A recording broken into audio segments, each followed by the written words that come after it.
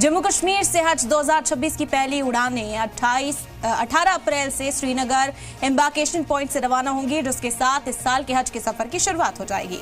हज पर जाने के लिए फिलहाल 3 फ्लाइट्स तय की गई हैं। मुसाफिरों को हज हाउस बेमीना पर तय वक्त के मुताबिक रिपोर्ट करने की हिदायत दी गई है।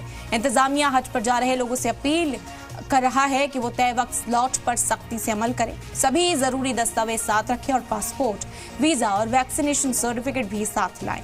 इस मौके पर सीएम के मुशीर नसीर असलम वानी ने कहा कि सरकार ने साल हज पर जाने वालों की सहूलत के लिए माकूल इंतजाम किए ताकि सफर आसान और महफूज हो सके। उन्होंने सभी आज़मीन को मुबारकबाद दी, नेक दुआएं भी दी। इस साल के हज के सफर का आगाज सख्त मैनेजमेंट और बेहतर इंतजाम के साथ किया जा रहा है, जिससे मुसाफिरों को एक बेहतर हज का मौका मिल सके। इंशाल्लाह 18 मई को पहला जो बैच है आज़मीन हज का वो जाएगा।